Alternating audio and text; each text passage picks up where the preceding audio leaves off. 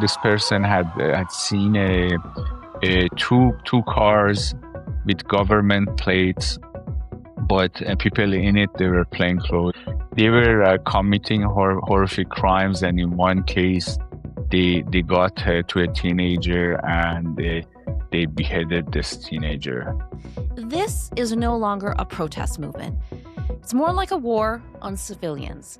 Across Iran, the Islamic Republic is shooting, arresting, and killing its own people under a near-total digital blackout. Eyewitnesses describe mass killings, bodies being removed by the truckload, and neighborhoods placed under de facto martial law. Today on Eye for Iran, we focus on what may be the most consequential question yet. What will the world do now?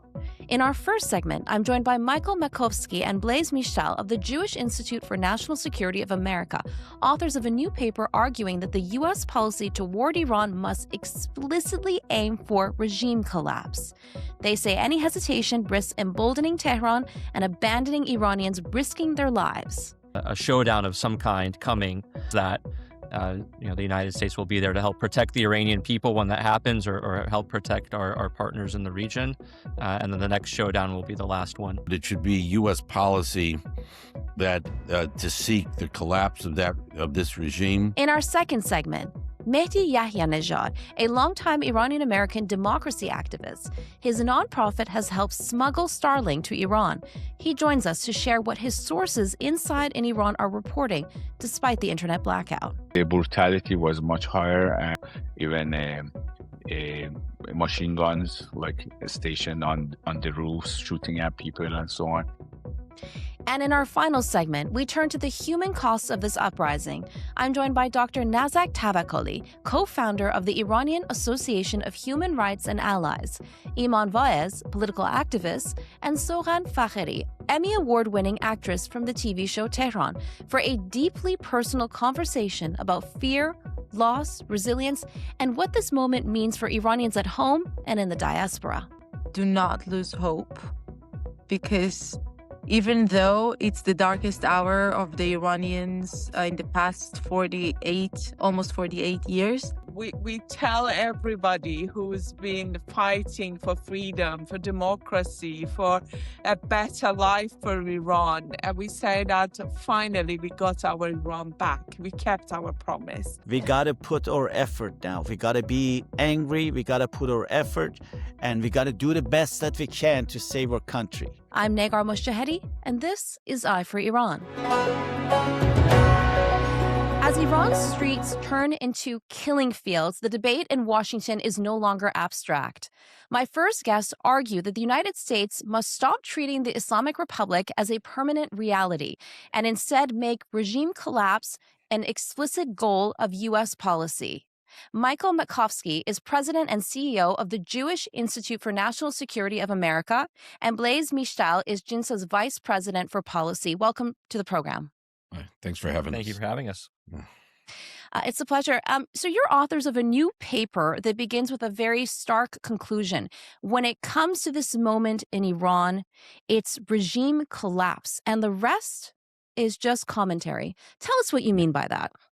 Yeah, and by the way, that's it's a paraphrase of a Talmudic line from, I think it's Rabbi Hillel, who says, I forgot exactly, but he says something's really important. I think treating your fellow man is the most important thing, and all the rest is commentary. So basically, and we've argued this for a number of years now, that U.S. policy needs to be regime collapse. We don't say regime change because I think when Americans hear that, they think of 2003 with Iraq. That's not what we're talking about.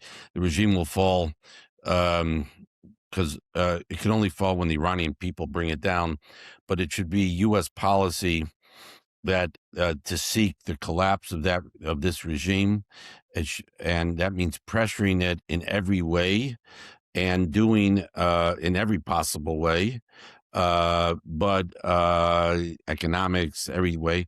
However, it also means don't give it legitimacy, don't do anything that will prolong the regime, and don't do anything that will enrich the regime. So that means no negotiations with the regime. We have felt that for a long time now, and we got to just squeeze this regime to facilitate the Iranian people to bring it down. Yeah, but before we go into more detail about, the tangible ways to do that, that's an important distinction here. Talk to us more about the difference between regime change and regime collapse. Well, again, I think regime change, the denotation of it is just a change of regime. That could happen all sorts of ways. But again, I think when Americans generally hear that term, they think of American troops on the ground, boots on the ground, bringing down the leader and the regime like we did in Iraq in 2003. And we're not talking about that. We don't think that's realistic. We don't really support it. We just think, again, the Iranian people have to do it. But what we could do is to pressure the regime and undermine in every possible way and help the people bring it down. Yeah, that would be a huge support to the people of Iran who are mostly unarmed. And Blaise, when we say regime collapse, what would that unlock for the U.S. Politically speaking and strategically speaking?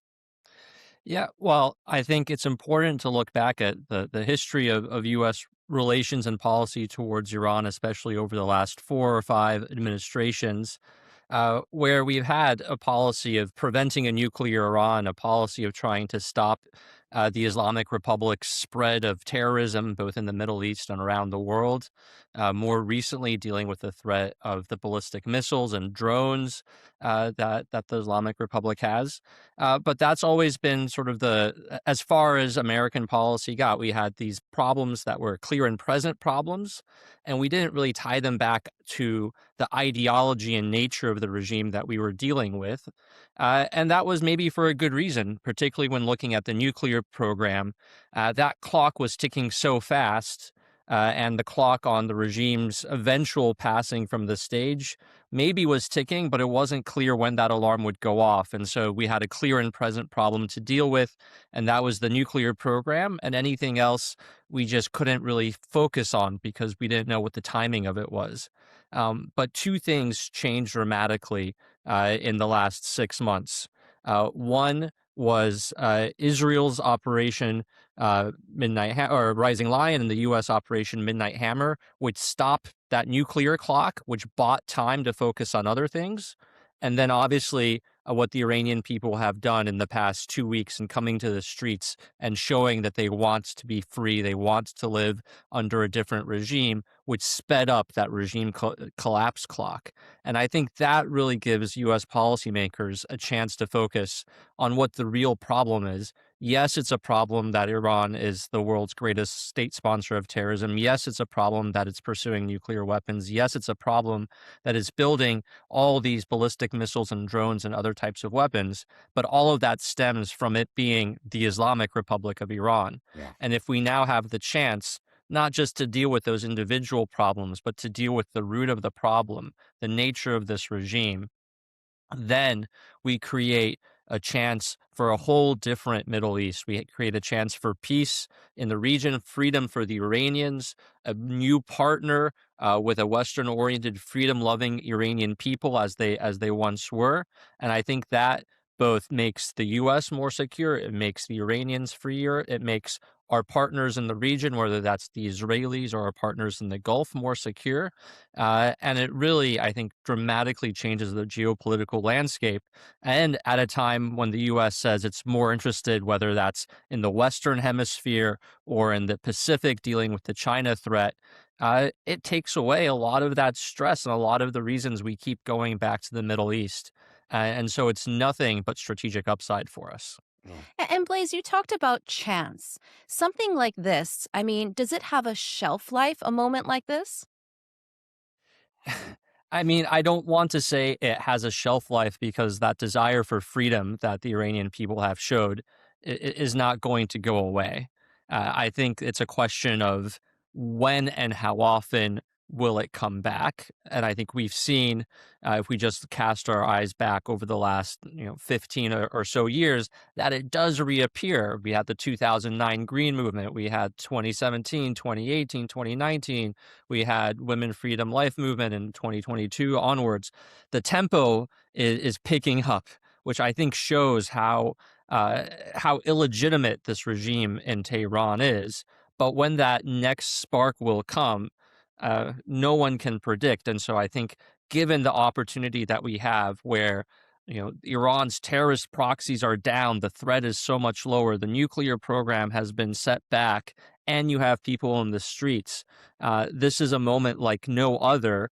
And I don't know when the stars will align like this again. So I don't think there's a shelf life. I think this regime is going down sooner or later, but why not make it now? When is a better time than now?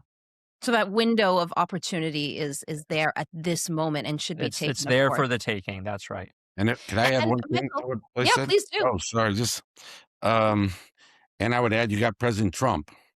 And, other presidents, Biden, Obama, they pretty much ignored the protesters that Blaise referred to in those years. And by the way, President Trump in his first term really didn't pay much attention to him either. But now he has. I do believe it means it compels him to act.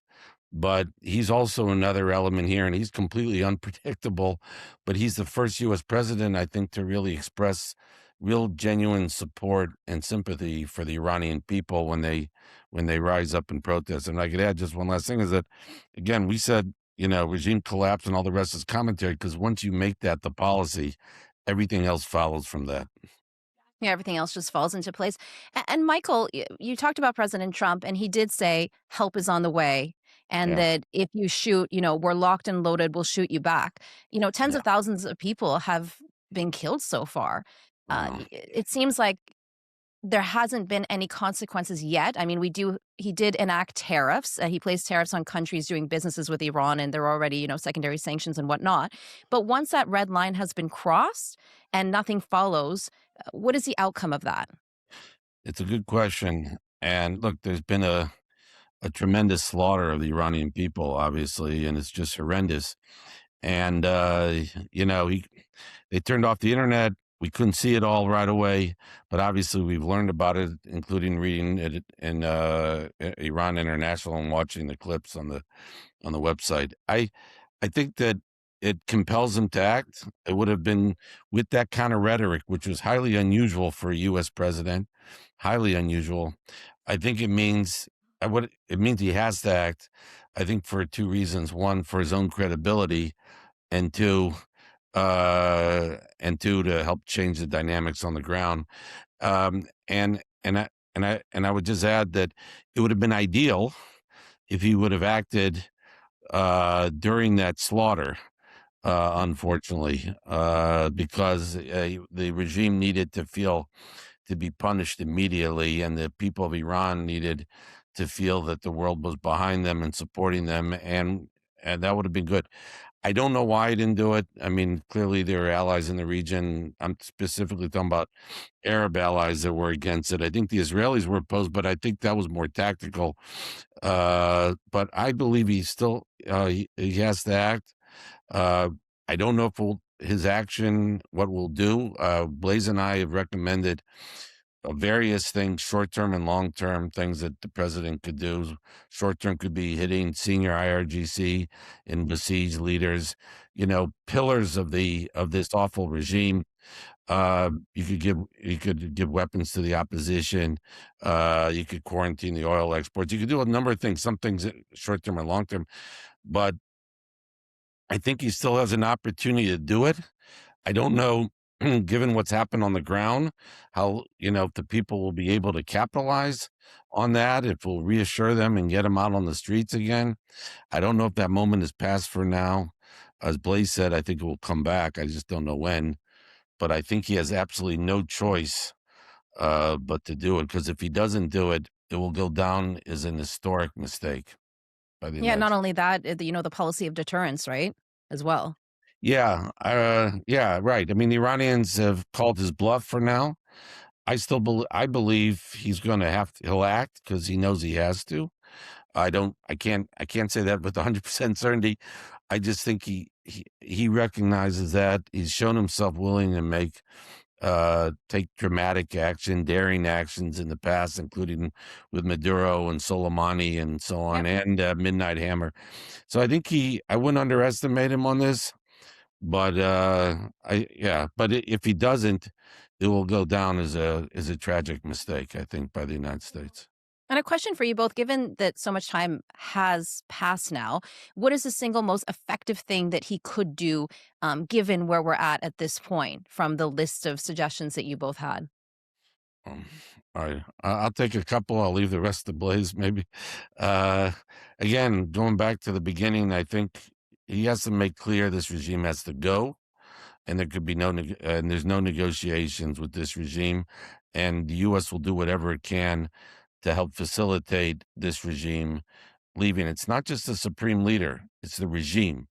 If he, just for the sake of argument, if the U.S. did something and eliminated the supreme leader, but leaves the rest of the regime intact, I don't think that would, might have some value, but I don't think it'd be helpful enough. You got to get rid of the whole regime. So I think that's, again, that everything starts with that. And then I think there has to be some military action against the leaders I just mentioned, that would weaken the pillars of the regime. But then there are these longer term things, Blaise. I'll leave the rest to you. Yeah, I think that really the point of saying President Trump needs to come out and say U.S. policy is the regime collapse of Iran, of the Islamic Republic, is to put in place the planning and the resources to seize the opportunity whenever it comes next, whether that is next week or in 2 years or in 5 years. I think one of the tragedies has been that we saw the Green Movement, we saw the 2017 protests, we saw what happened after Masha Amini was killed. And each time the U.S. saw the regime getting weaker and weaker and weaker and didn't prepare for the next time something like that would happen. And so when we saw the current round of protests, we didn't have in place the plans, we didn't have in place the procedures, we didn't have in place contacts on the ground with opposition groups, we didn't have Starlink or other communication devices that we'd brought in. And so we need to start that process now so that we have that infrastructure to support the people of Iran the next time that they take to the streets. And this is not, I think the other important thing to understand is this is not something new for the United States. The strategy of regime collapse has been precisely what the United States pursued throughout the Cold War when dealing with a different ideological threat from global communism. And it pursued it well by exactly these means, whether that was in Poland, in Czechoslovakia, in Hungary, by giving the people the means to communicate. Back then it was printing presses.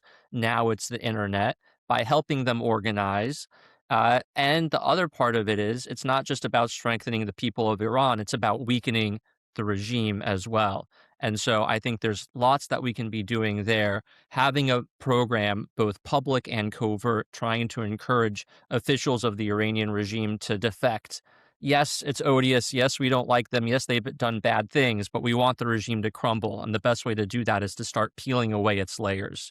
So encourage them to defect, threaten them to defect if they don't. Go after their ability to communicate, go after their funding. One of the things we recommended is a quarantine of Iran's oil exports so that it doesn't keep getting the money to rebuild its forces, to pay the Basij or the IRGC. All of these things can weaken the regime so that the next time people come to the streets, it can't respond as strongly. And that's also an important part of the regime collapse strategy. By the way, it also means going after the money that these senior officials have. Maybe it means don't allowing their kids to study in American or Western universities, which is kind of obscene. Like Larijani's daughter being in the in California. And now it's come out that Ali Larijani may be the mastermind behind this massacre. That's right. So you want to isolate this regime, really penalize the people individually as much as you can. But again, I think it might require really looking into giving weapons to anti-regime forces in Iran. You're going to, all the cyber attacks that people mentioned, Blaise mentioned correctly, the Starlink, but there might have to be, some also, things like weapons and things like that, so the people don't get slaughtered in the street like what happened to them.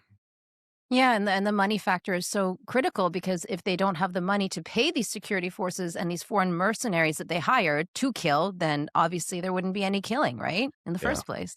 yeah.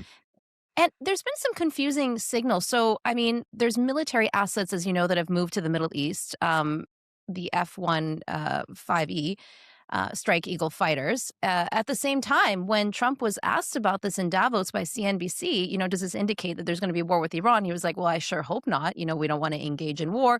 And then you had Trump's Middle East envoy, Steve Witkoff. He was talking about Iran the other day. And not one mention, like nada, literally nothing about what happened in Iran. Nothing about the slaughter or the massacre, which is one of the biggest events to happen in Iran's modern history. How do you guys read that?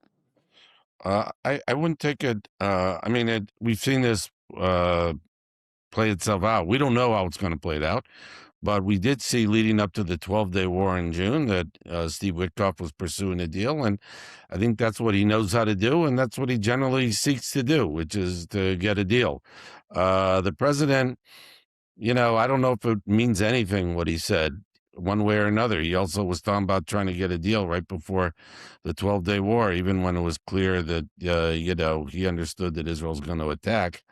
So it might mean something or it might not. I think with Witkoff, you have some folks in the administration that played their roles that they've been playing before. I think J.D. Vance also has talked about a negotiation. The concerning comment, I think, about Witkoff was he got into a little more detail recently in a speech in Miami, I guess it was last week. I think it was last Thursday when he said there are 4 areas that we could have negotiations with the Iranians, and he got into detail. That was a little concerning, but I think the president is not exactly aligned with that.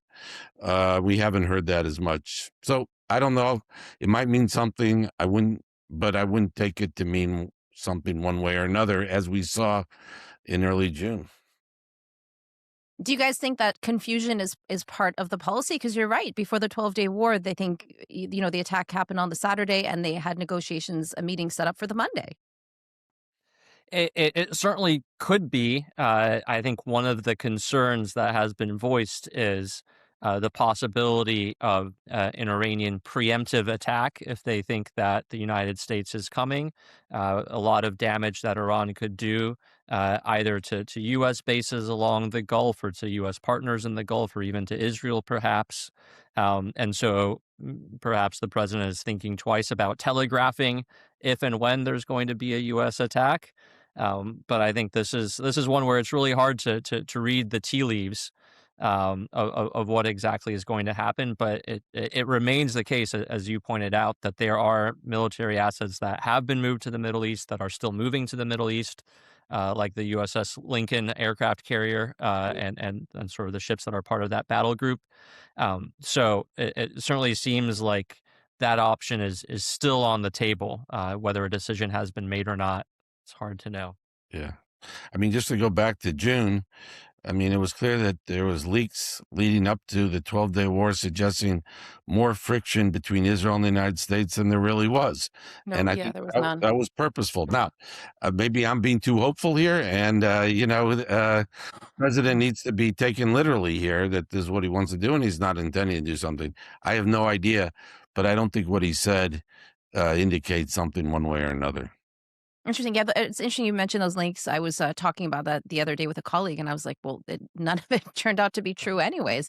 Yeah. And, everyone was being played at the time, but it was a smart move. Yes, absolutely.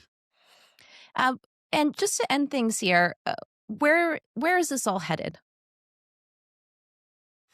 Um, $1 million question. Where is this all headed, and is this going to work? I think the regime is obviously very weakened. Blaise laid out the reasons because of the 12-day war and so on before. We don't know. I mean, some people say they're like a regime is almost dead. It's just like kind of a dead man walking kind of thing. It's impossible to predict. This regime is clearly in its death throes. But as we talk about internally at JINSA, the difference between dying and dead could be a long time. So Yeah. we don't know if it's dying, and that could take, one day or a week or a month, or it could take 10 years. It's clearly what's patently obvious to anyone is that the regime has completely lost the legitimacy and the support of the Iranian people. There's still it still has enough supporters that are willing to shoot the Iranian people, but it's obvious by the extensiveness and the size of these demonstrations all across the country that the people want this regime to go. Our job is, the United States' job is to try to help it go faster so that fewer people have to die before the regime dies. We just don't know when that's going to be. But that's clearly, I think, where the direction is. And again, I think U.S. policy needs to be to accelerate this regime's demise. Blaise, any final concluding thoughts? Yeah, I would only add, not to oversimplify things, but this regime is a one-trick pony.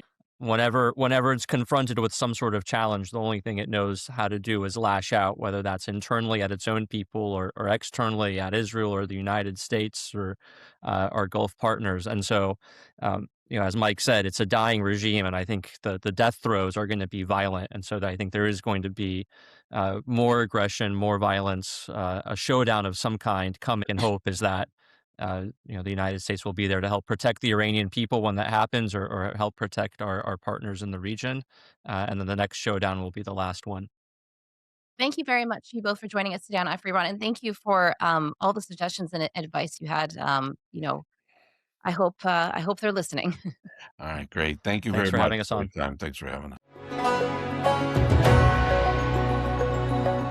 While policymakers debate strategy, Iranians inside the country are living through extreme violence under one of the most severe internet blackouts Iran has ever experienced. My next guest has been in constant contact with sources inside Iran throughout this crackdown. Mehdi Yahyanejad is a longtime Iranian-American democracy advocate who works directly on defeating the regime's internet censorship and helping Iranians get critical information out of the country. Mehdi, thank you for joining us. Thank you for inviting me, Negar. Of course. Mehdi, based on what you're hearing right now, how would you describe the situation in Iran at this moment? So, as you know, we witnessed an unprecedented massacre in Iran almost 10 days ago, 11 days ago, something that pretty much it's been, unheard of in recent history of Iran. And we are all recovering from it, both inside Iran and outside Iran. A lot of people still don't have internet connection in Iran. I haven't heard from a lot of my friends. I haven't heard from a lot of relatives in Iran. So, and this is not just my situation. Everybody else in diaspora feels the same way, and they are actually worried what's going on to their relatives and friends and loved ones and so on. A lot of Iranians,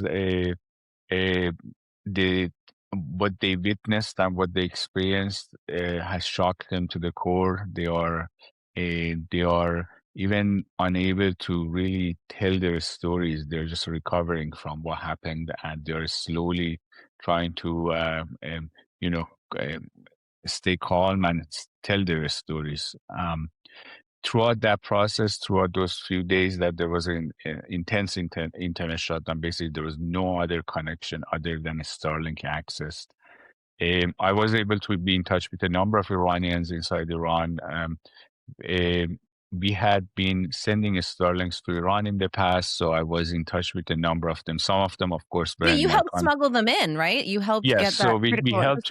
Some of it went through, our network, partner network. So I didn't know the end users, but there are a number of them that I'm in touch with, and end users. These were people I knew, or people who have been, activists, citizen journalists I knew personally. So they've been throughout that period. They couldn't come online because if they would have come online and posted it on their own social media, Iranian government would have found out that they have a Starlink.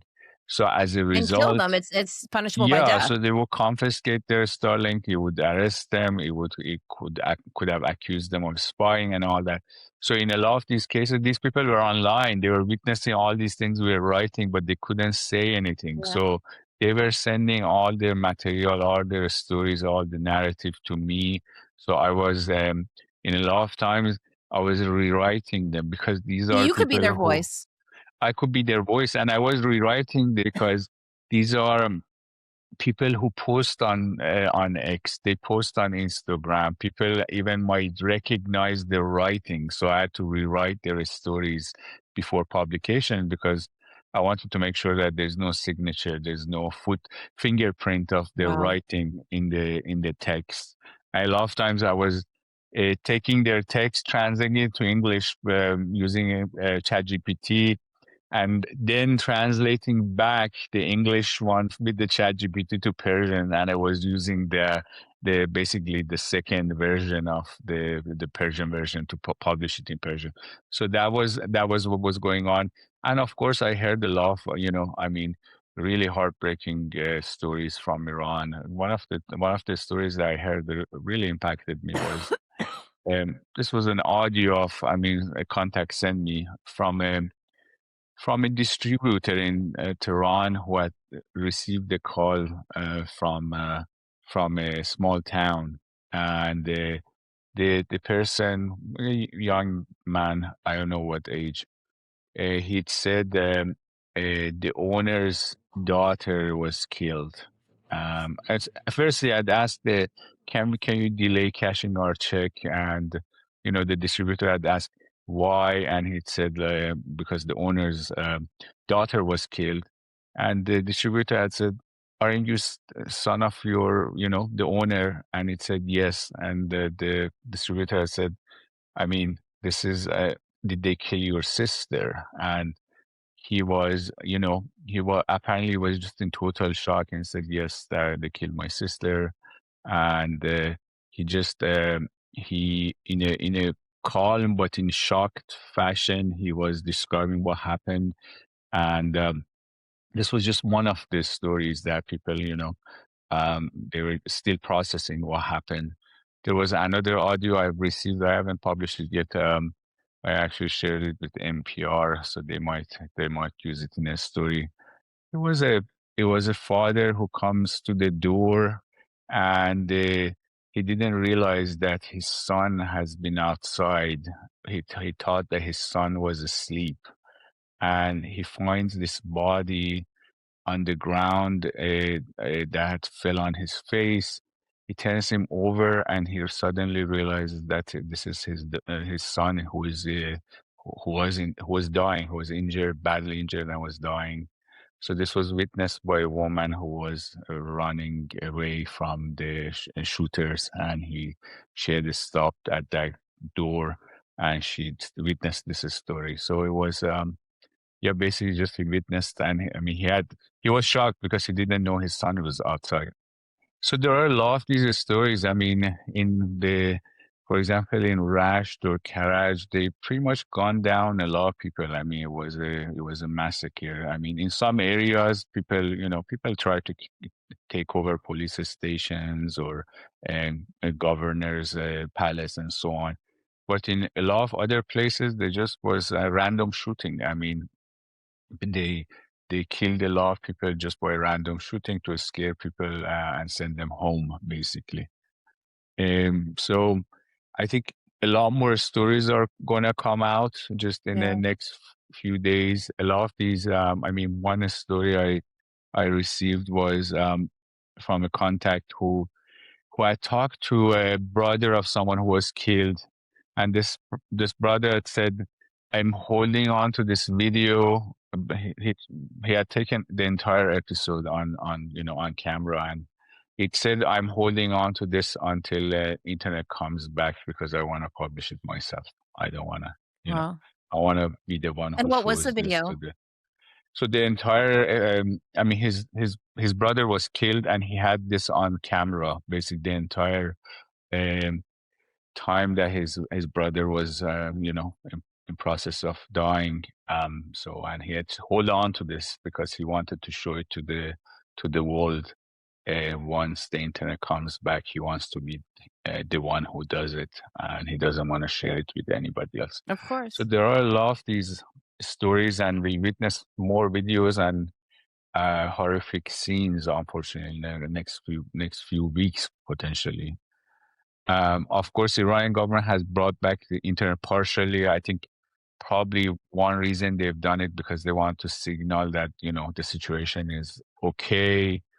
Of course, a lot of their own bloggers and they have access. So a lot of the in terms of percentages, there are much higher numbers Iranian government supporters that who are online right now, but compared to the ordinary population, just because they opened their internet first. So, but as of today, still is a big part of Iranian population or do not have access to They're internet. in the dark, yeah. And Absolutely. tell us about paint a picture of some of the scenes, in terms of videos you've been receiving, messages you've been receiving directly from Iran in terms of the level of violence, like you said, that we've never seen in modern Iranian history to this extent. So in the first few days of the protest, at least in major cities, the protests were typical protests that were happening before. There were people who would gather, security forces would come. Sometimes they give warnings. Sometimes they beat up people. Sometimes even shoot, but not necessarily, shoot pellets and so on. But except one or two cities in Elam that the situation escalated before January 8th. So I think it was January 6th or January 7th that one of the cities in Elam was taken over by the protesters for one night, and then the Iranian government intervened the next day and pretty much gunned down everyone. But in Tehran, until January 8th, and in a lot of major cities in Iran, until January 8th, there was, there were protests, but they weren't in that magnitude. So there'd been, I guess, 10 days that there were protests, but not much had happened. But the combination of President Trump's message tweet that was, I think, on January 2nd, that he said, we are supporting, we are ready, and you go out. Locked and loaded, yeah. Locked and loaded. And then there was, of course, Crown Prince's a message asking for people to come out at 8 p.m. on Thursday. The combination of these two created a big crowd on Thursday night. So Thursday night at 8 p.m., one person I talked to said, basically we were on the street and even the security forces were taunting us half an hour before because there wasn't that many people on the streets. But suddenly people poured into the streets, and these were any elderly, kids, teenagers, everybody, because it was more like a celebration. It was. Yeah, I was hearing people who never protested in their life were out. Absolutely, absolutely. Yeah, one person I thought, like you said, rich people were there, poor people they were there. It was a mixed crowd, and apparently, at least, this witness, for an hour there was not much happening. People were just getting. The crowd was getting larger and larger, but then people, of course, started moving, and the security forces got scared that this is it, and people are taking over. The regime is being brought down.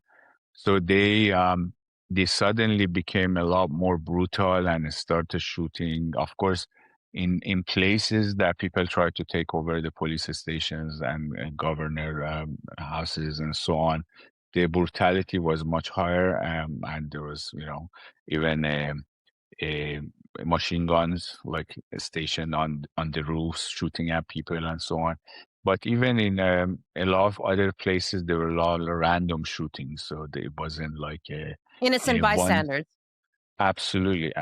So one witness from Rasht, I didn't hear it directly, it was somebody else, that the scenes of machine guns in Rasht were the scenes of Private Ryan's movie when they landed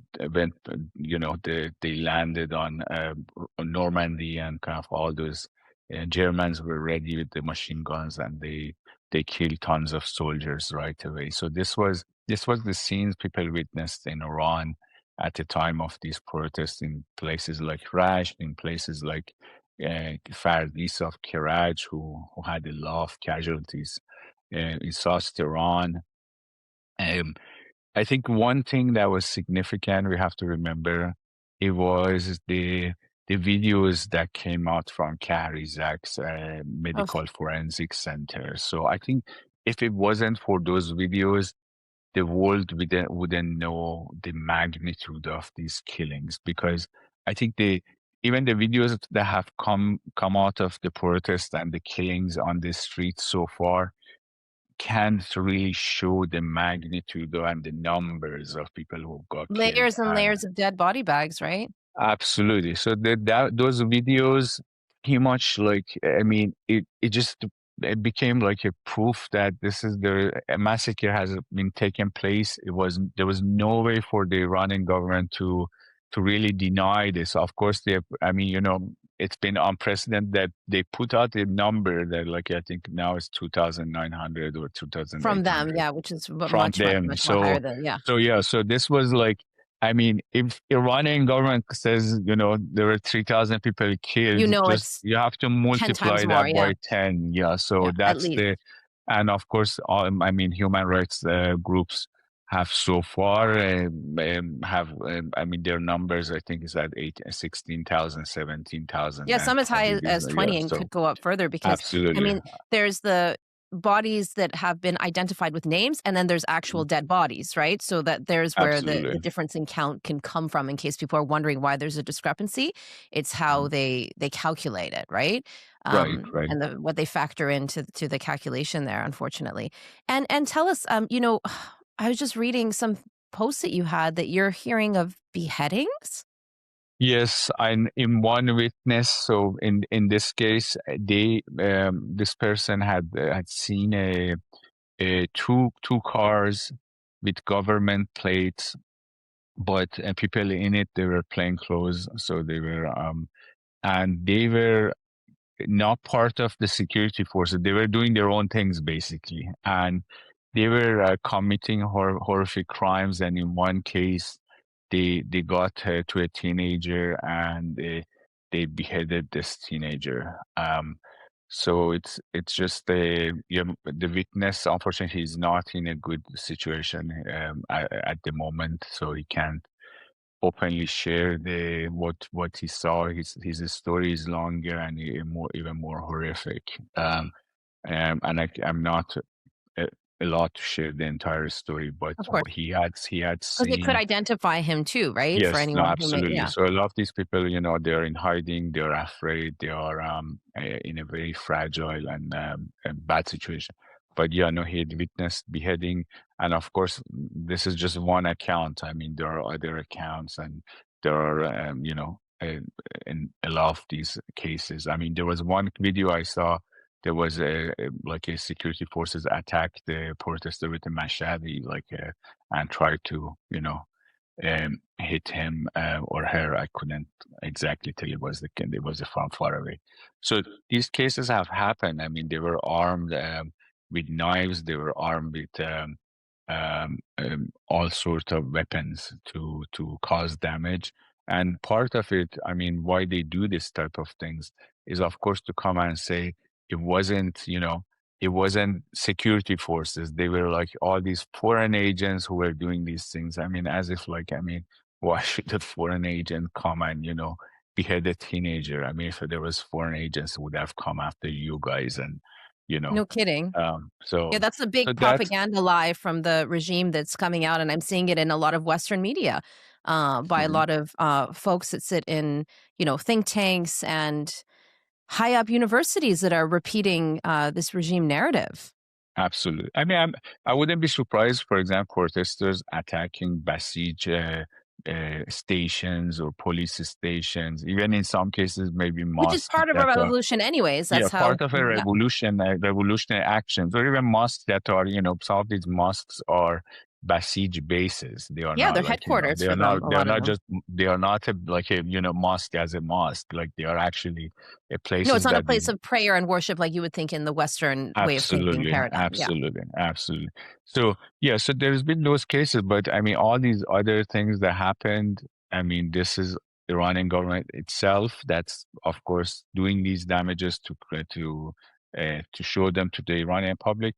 And I have to say, I mean, part of the internet shutdown, continuation of it, is actually for them to sell their own narrative through their national TV, and to some extent has worked, unfortunately. I mean, there are people, I mean, I talked to somebody in Iran the other day and said, oh, I saw some strange people doing some weird things and so on. I mean, I said, um, and he was like, not sure if like they're foreign agents, or I said, like, I mean, if they're foreign agents, wouldn't do these things on the streets. They would go and, assassinate Iranian government officials instead of wasting their time on the street. And if there are any foreign agents in Iran, they are not probably walking around with they are probably dressed as a IRGC or something else rather than being in a Yes, plain yeah, clothes. infiltrating So, the own absolutely. system of the regime Absolutely. And itself. there's no, I mean, I don't think any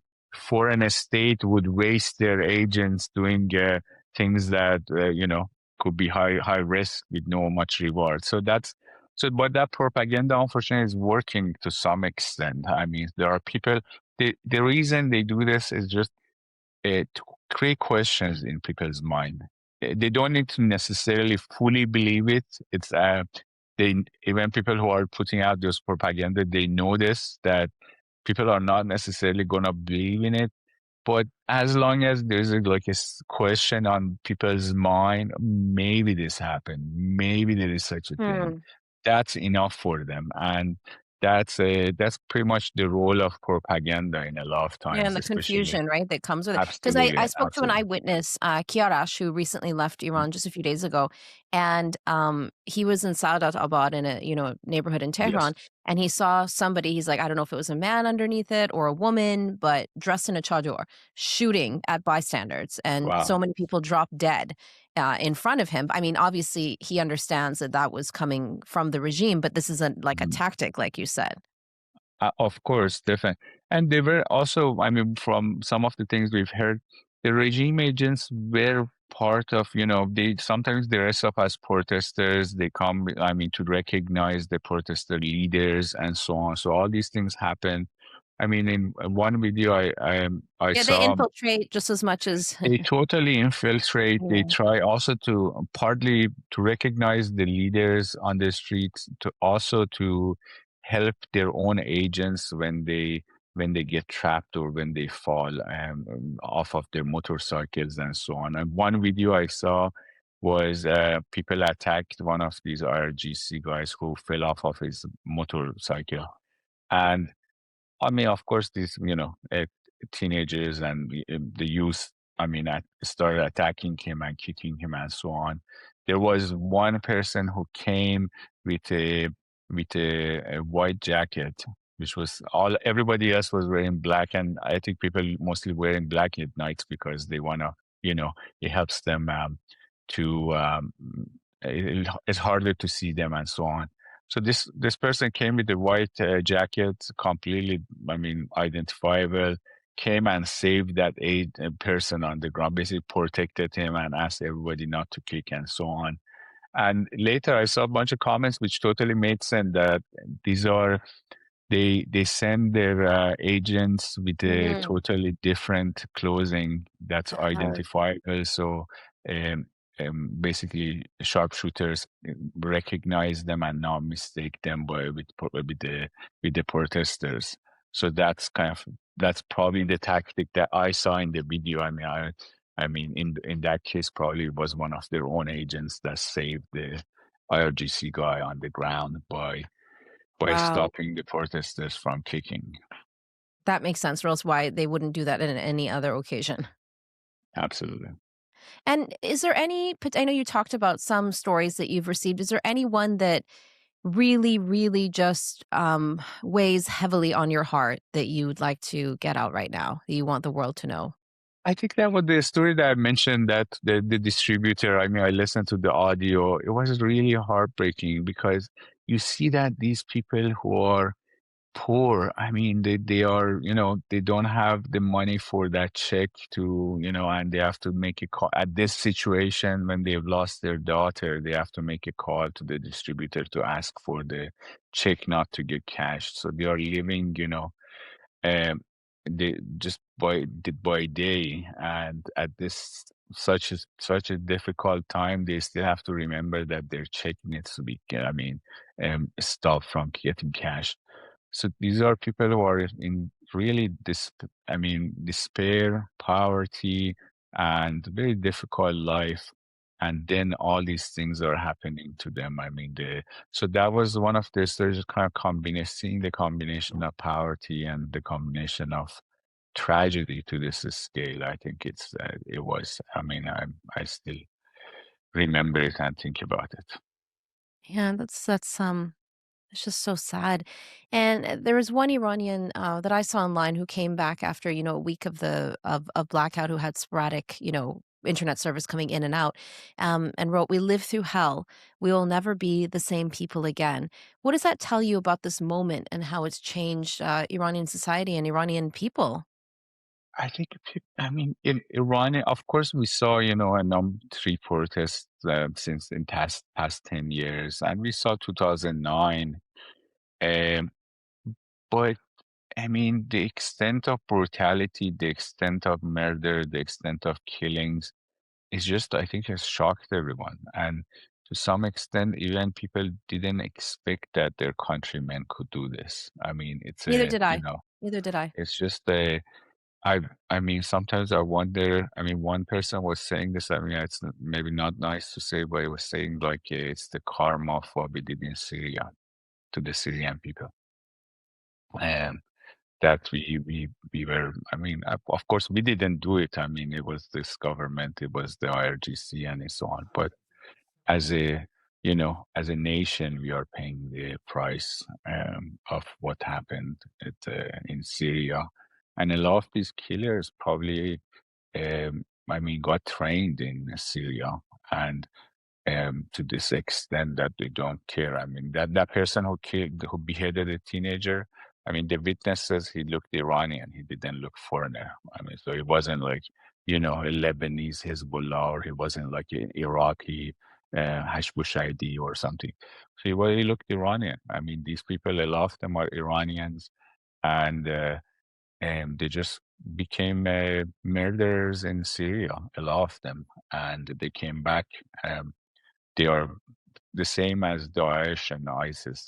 Just kind of like, they're fighting that war against them, but they are the same people. In terms of both ideology and in terms of brutality, in terms of their dedication to death. Yeah, I had a friend, non-Iranian friend, ask me and said, Nagar, I know there's millions and tens of millions of people against this government and they want them gone. But who are these people, the Iranians who are carrying this out? Why aren't they putting down their arms? Why are they doing this to their own people? These are, byproduct of the ideology, unfortunately, like the political Islam, the radicalism, all that, and kind of as partly isolation from the rest of the world and rest of society in Iran. I think these are all combined together. Of course, the Iranian government uh, officials, just kind of, they want us hold on to power with no matter what. If you compare this to 1979, for example, Shah left. You saw that there is, if he wants to hold on to power, he has to kill a lot more people, and he wasn't that type of person, so he gave up on power and he left. But these, the Iranian government, unfortunately, it seems they are going to hold on to power as much as they don't care how many people are going to get killed. So that brings me to my next question then. Then what about the international community and reaction, right? You would think that if there was more pressure, maybe they would back off a little bit. Today, or Zelensky came out and said that the world has not been there for the Iranian people. And, a lot of Ukrainians, they really sympathize with what Iranians are going through. But there was one Ukrainian that said, you know what, this is different because in the Ukrainian case, it was, a foreign country. It was Russia doing it. In our case, it's, this, whatever you want, government, illegitimate government doing it to their own people. No, I mean, I think international community overall hasn't been really supportive of, people who've been under genocide or, under mass killings and so on. So, I mean, for example, I mean, first part of the half of the world is actually friend with the Iranian regime. I mean, we don't even want them to support us. Just don't be friend with them. I mean, that's the first thing.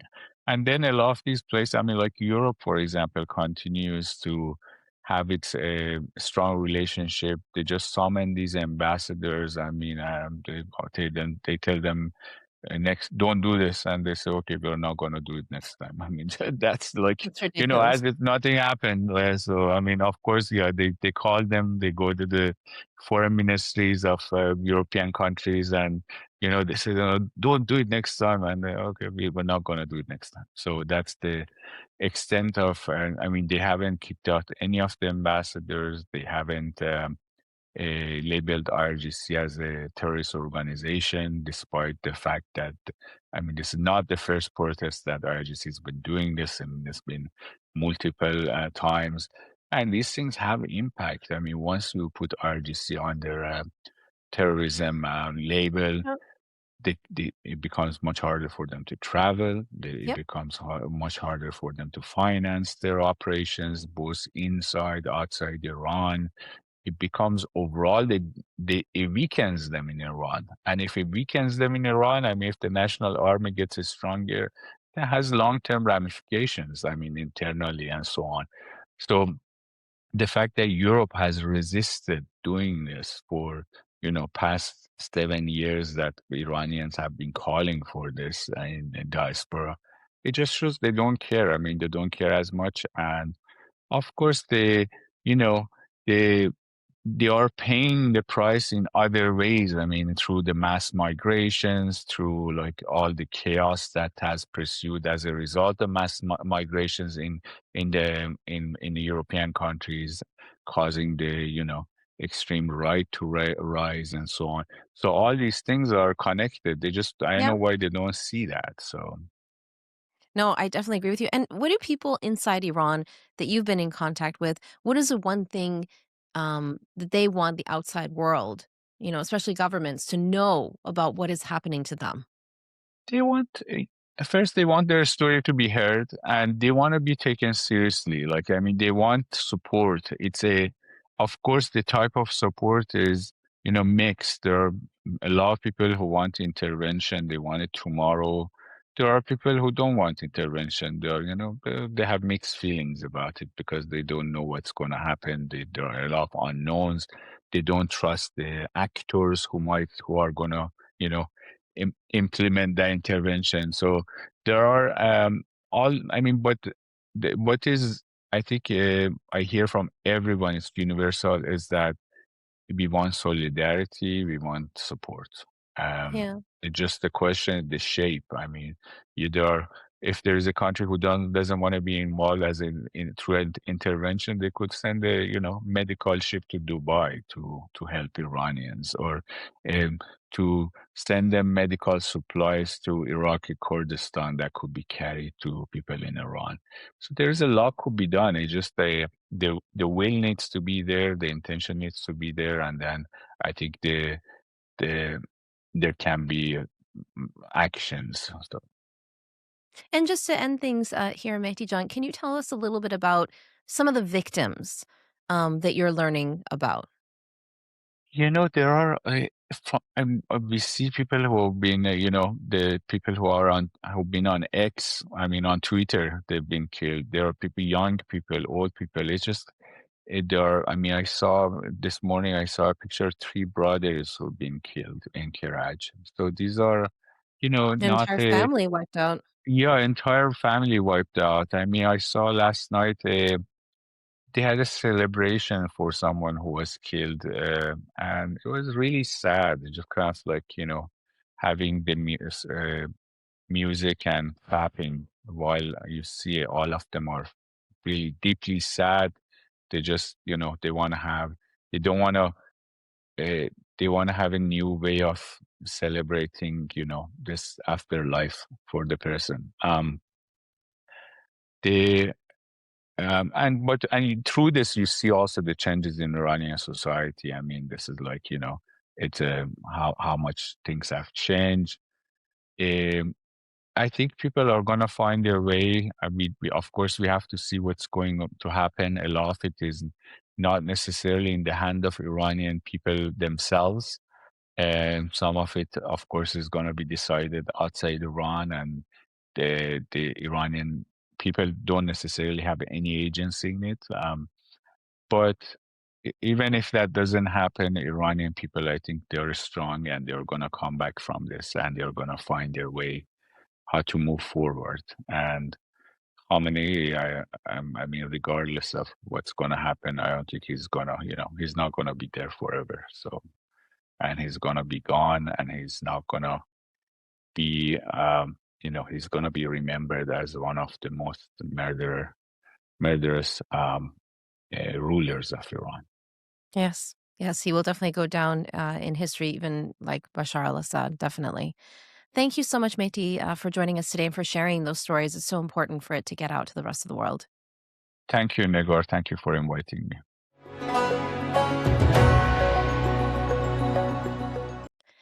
For our final segment, we step away from policy and intelligence assessments and focus on the human cost of what's unfolding in Iran. Behind every statistic is a family, a memory, and a life change forever. I'm joined now by Dr. Nazak Tavakoli, co-founder of the Iranian Association of Human Rights and Allies, Iman Vaez, a political activist from Canada, and Sogand Fakheri, Emmy Award-winning actress from the TV show Tehran and an Iran expert at the Jerusalem Center for Security and Foreign Affairs. Thank you so much, everybody, for being here. Thank you for Thanks having for us. having us. Of course, of course. I want to start, on a very personal level. How are you each holding up watching this unfold? Sogan, we can start with you. I think for me, it's actually a PTSD kind of thing because I feel like the Iranian people are going exactly through what the Israeli people went after October 7th. And actually the images and even how the media compares what's happening in Iran and what happened to the Israelis and the Jewish people, it's like really alike. Some compare it to the Holocaust, and some compare it to the Hamas terrorists in the white tenders, like the big cars, and it's really terrifying. And the fact that a lot of organizations and human rights activists just shut up their mouths and don't even try to maybe post about it, maybe try just to read about it, just be one voice. It could be enough, but no. And I felt like, again, my people is left alone. So. Yeah. No, definitely. A lot of people have been describing that that feeling. Nazak, how about you? The feeling's been up and down, from feeling hopeful that we finally will overwhelm this evil, and finally there is a countdown to this regime's atrocities.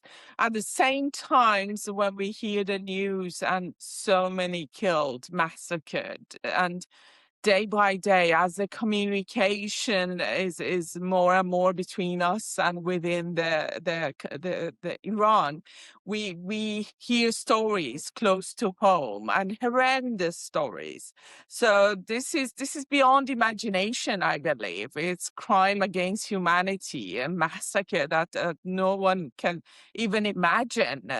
The evil that happened, it's just beyond imagination, honestly. So there are days that I can't stop myself crying, and I have to call Iman, and I kind of cry my eyes out, and then he tried to console me and tell me, you know, it's fine, we gonna it's gonna pass, and it's just we have to be there with each other.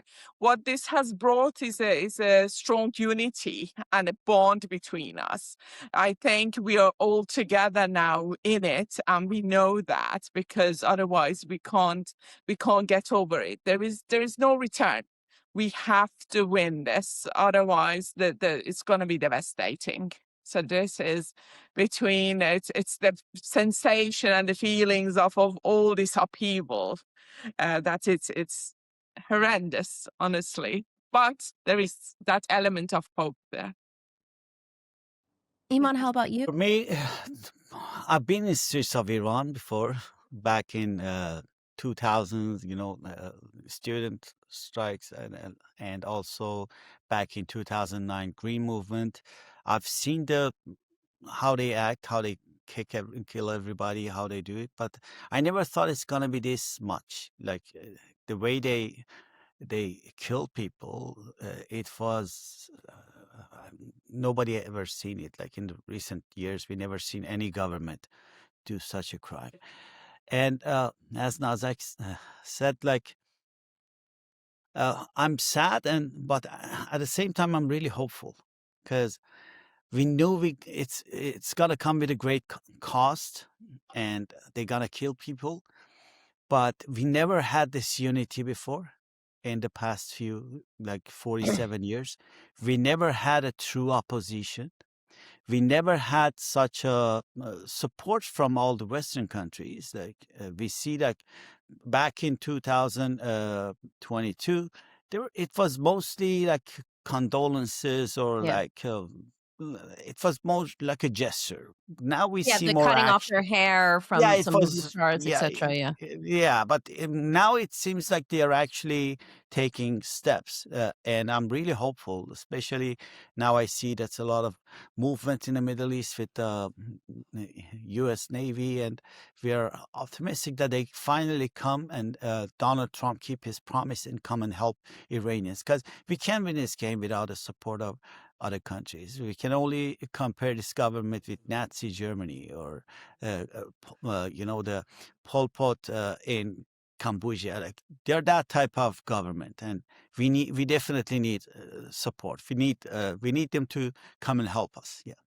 Yeah, and going back to your point, Iman, like I also, as someone who's been, a journalist on Iran for a number of years, and with everything I've seen, and knowing how brutal this regime is, and knowing how they aided and abetted in October 7th and the brutality of that, for some reason, I don't know why, I didn't think that they could be even on this scale. It still shocked me.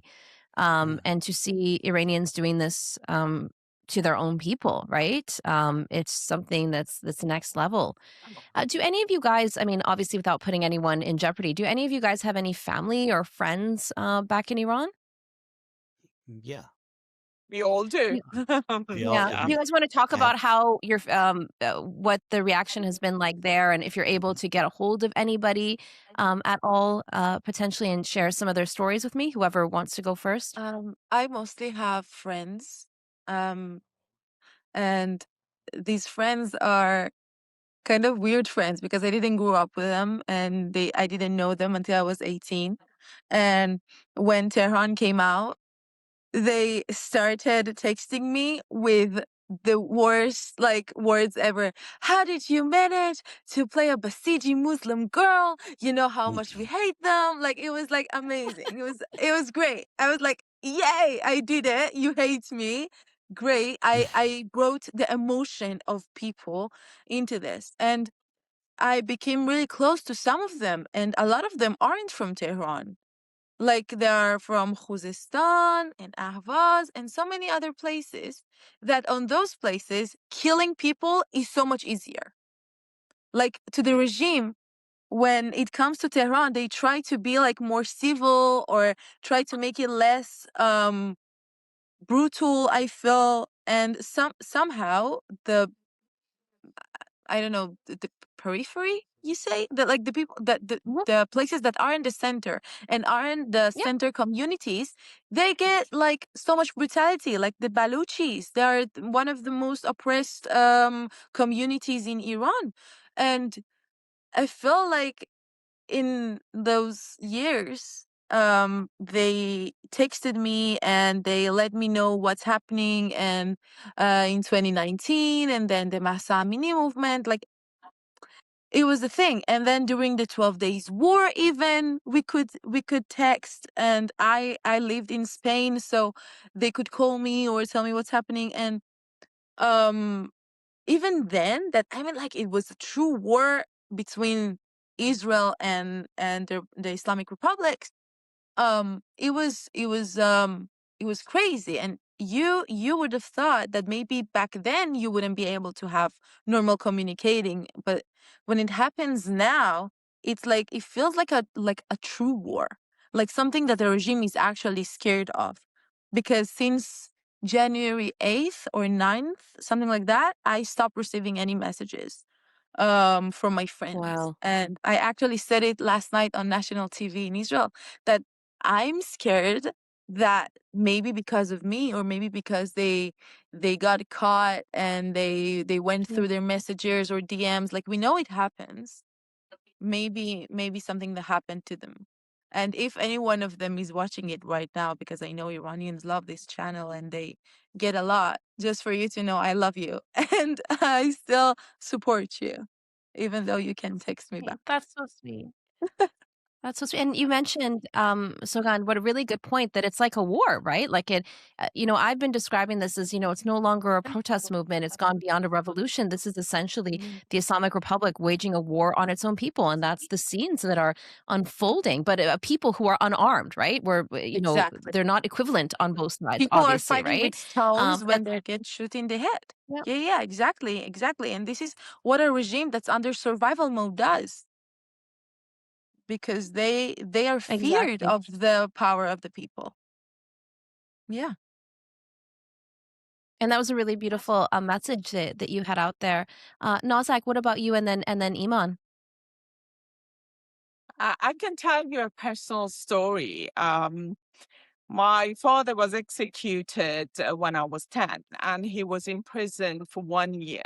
During his time in prison, we were not allowed to visit. So we had just two telephone conversation, and that was through the Red Cross and the Amnesty International. Uh, Many years after, when I was living in the UK, a young boy tried to connect with me, and back then Facebook was just very new. I'm talking about 10 years ago, probably 10, 15 years ago. I don't know. I've lost count of years now. But he had tried to get in touch, and I had ignored him. But finally, somehow, he found a way to get in touch with me. And I found out that his one of his uncles was a librarian in Evin prison. And he had found this book which they wanted to burn, the old books. They wanted to burn all the books. And he found this book. And on this book, on the first page, it says, this book is a personal belonging of my daughter, Nazak Tavakoli. Please try to reach her and give this book to her. Oh, And on every single page, he had written notes from his heart, and he was in solidarity prison for so many days, and he was counting the days and saying, 200 days gone or whatever. And then somebody joined me and they took him, and he didn't explain much about what was going on. I think he didn't want to give that feel to me. It was more messages of it's your birthday, it's your brother's birthday, and have hope, or apologizing even to my mom that I'm sorry I left you all alone. And the one sentence that he kept repeating was that not knowing, it's so hard, not knowing anything, not hearing from you, it's so hard. And anyhow, we going past that, it's got its own story which I can talk about for hours. But this young boy, I was in touch with him right before the uprising. He lived in Karaj. So right before, he actually, we had a FaceTime, and he told me that, look, we are so excited. It's the end of them. And we are all going out, and we're not afraid. We don't have any fear. We just gonna go there, and it's the end of them. We have hope. And hopefully I will see you finally back in Iran. And that's the last I heard from him. And then I know it went blackout, and I know where he was gonna go. It's apparently it was a massacre there in Karaj. Iman knows whereabouts in Karaj. I think they in that area. So I haven't heard anything from him, and it's just killing me. Just again, that feeling, that sensation, my father's sentences, which brings back so many memories, and what we all went through. And I feel for the people in Iran. I know what they're going through. And unfortunately, this regime has made people numb. So they can't even mourn properly. And that's very sad. I think that is what's inside us. We have this heavy weight on our shoulder and in our heart, which we have never been able to get rid of. And I think that day will come when light will overwin darkness. But this is one of the stories. So I just keep checking my phone to see if I hear any news from him. I've passed his number to a few friends to see if they can get in touch with him.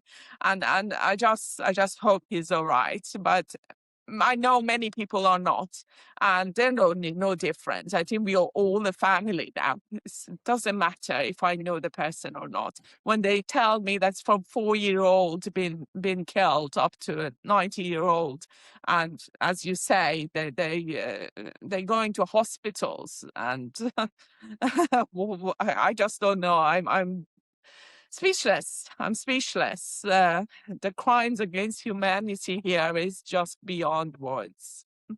Yeah, Nazak, and I sincerely hope that you're able to get a hold of this person soon. And can you tell us a little bit more about your father?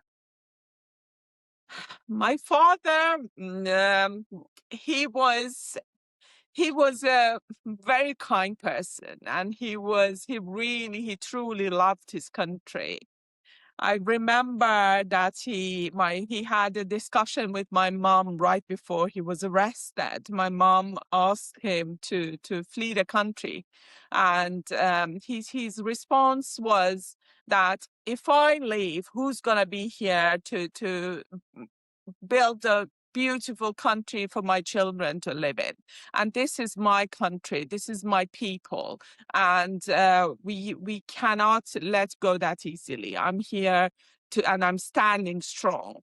And he was one of the people who was behind the coup d'état Niger. So he wasn't part of the military at that time, but our home was a place of sanctuary for many people who were in danger, whose lives were in danger. And I know he helped a lot of people to flee the country back in 1979.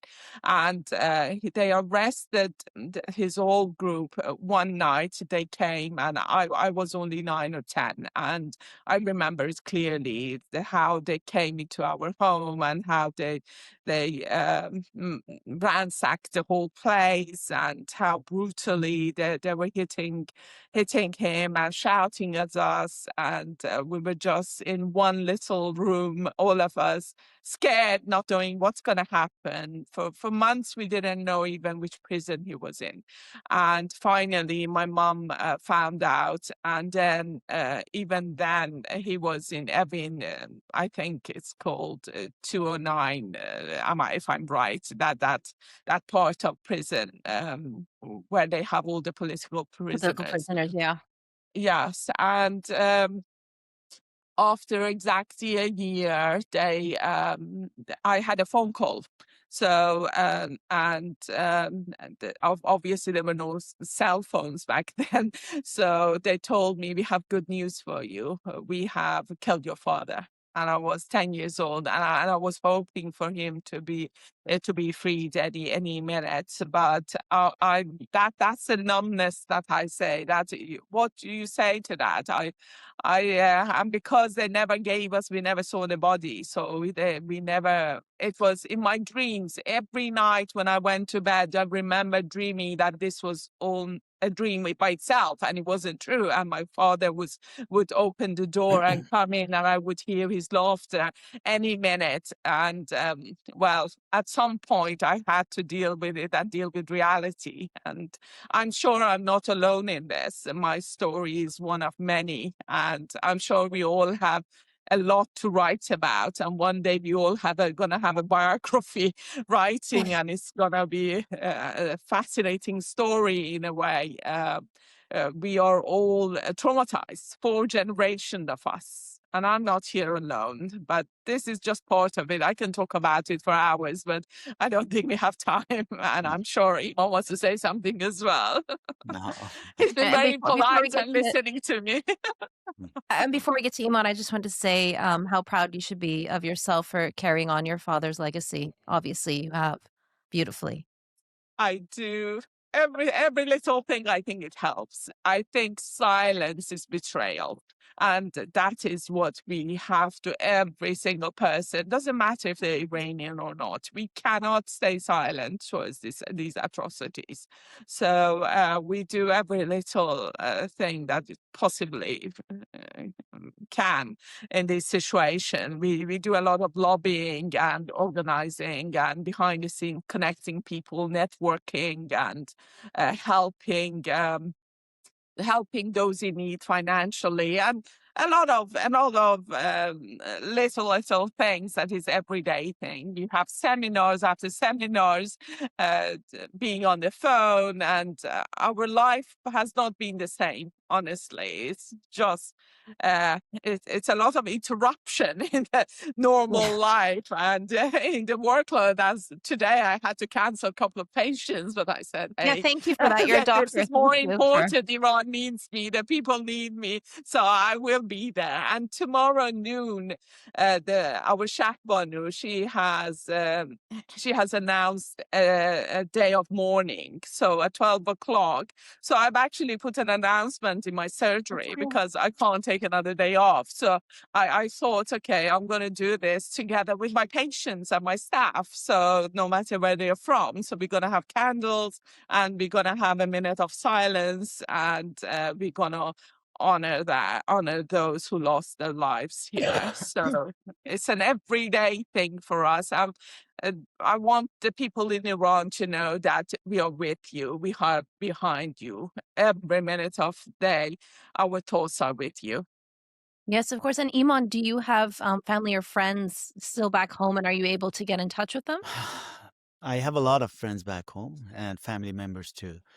I don't know anything what's going on with my cousins, aunts, and uncles, and only one of my friends contacted me this morning. Sorry, after Nazak, it's hard to speak. It's not the first time I'm hearing this, and every time it hits me the same as it's so hard. So one of my friends just called me this morning. He said we were so hopeful, but we are not that hopeful like before, and they are all waiting for Trump to act. When Sogand was talking about Zahedan and Baluchistan, what happened last time, I actually had a message from one of my friends because I studied in Zahedan University, and I have many friends down there. I just opened my phone to read his text. He told me, Iman, these days and nights, we don't feel good at all. You know, not so often we get snow in Zahedan. And every time we get snow, we go out and we celebrate. He said it snowed last night. Wow. Nobody really enjoyed it. And he thanked us for all the protests and demonstrations you're doing outside, especially in Canada, Toronto yesterday. And that's it. Yeah. Here, one of my friends, he lost his brother. He just realized that 3 days ago. Two other of my friends, they lost their cousins. And they're all young people, like young in their 20s or early 30s. But I don't want to be sad because we don't have time to mourn now. We don't have time to cry. As you see, Nazak, like it's been 40 something years and she's standing strong. One day we go back home and we're going to celebrate the lives of all the beautiful people that we lost in this past 47 years. We got to put our effort now. We got to be angry. We got to put our effort and we got to do the best that we can to save our country. We're going to have a lot of time to celebrate all those lives. The tens of thousands of people got killed in the past 47 years. And unless we don't take action and do something about it, they're still going to kill people. Right as we speak, they're killing and torturing people. And we should put a stop on that. I think we should just focus on what we got to do and try to save our country and save Iranians. Thanks. And Iman, that leads me to my next question, and we can start with you on this one, is what responsibility do we have in the diaspora? We have a team that we have a policies and we have a Iran Madari Global Network that is included of more than 19 organizations, parties outside Iran, and we do a lot. So what we're really working on right now, and our main goal is two things. First one is with all the demonstrations that we put together outside Iran, we be the Iranians' voice. Try to take all the media attention that we can, try to show them what's going on in Iran. You remember after Ukraine, many people were in the streets. You've seen the word, or like, but right now, nothing. Like, we don't see any, like in Canada, CBC, not much. Like many other news networks, they don't even talk about it. And speaking of Sogand, compared it to October 7. I'm not comparing it to October 7. I'm comparing it to Auschwitz. Because back then, you guys didn't have an army, and they were they were putting people in the gas chambers. And like they were killing people, and there was gas chambers, and there was nobody to help you, the Jewish people. And this is exactly what's happening in Iran. October 7, Israelis had their army to come and rescue. We are more like Auschwitz back then. What Nazis did to Jewish community, Jewish people in Germany, that's exactly what's happening in Iran now. This is much worse than what happened.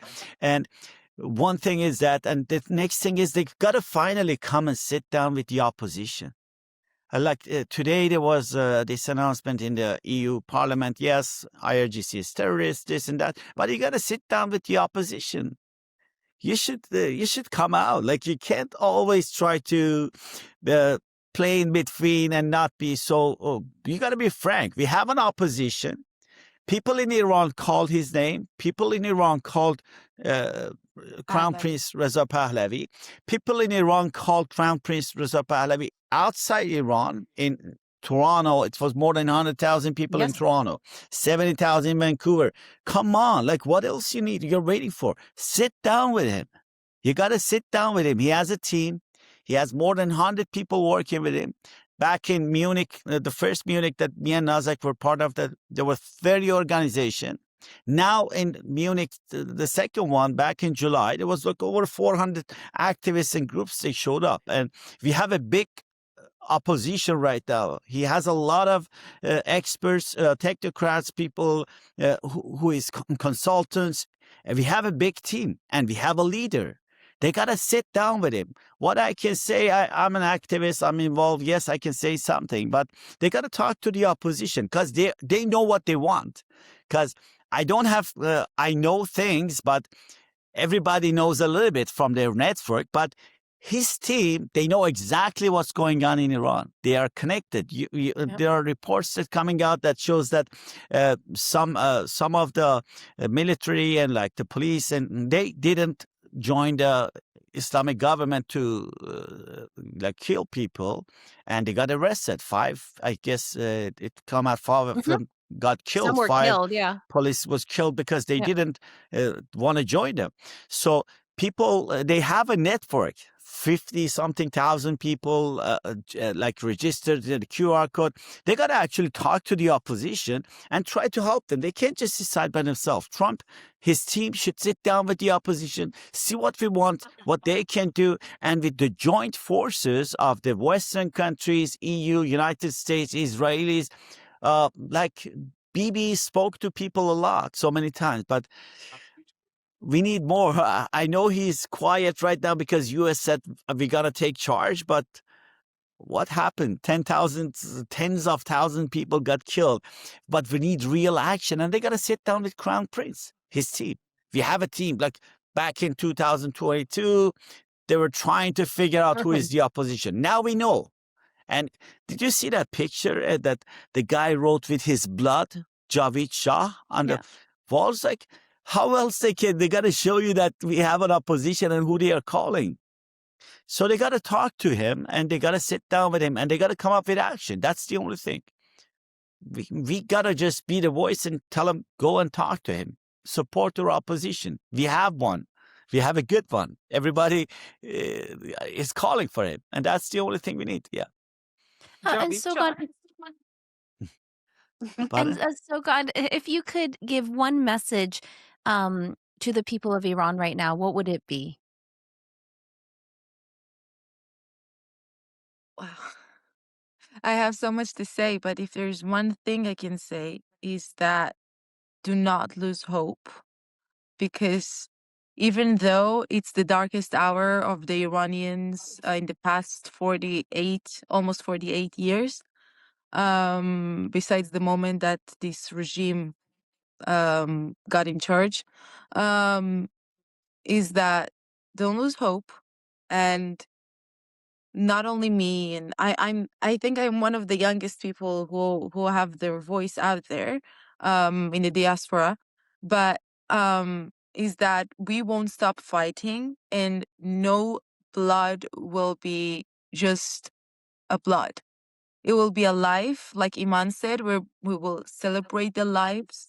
We will have the time to mourn, and we will keep being your voice.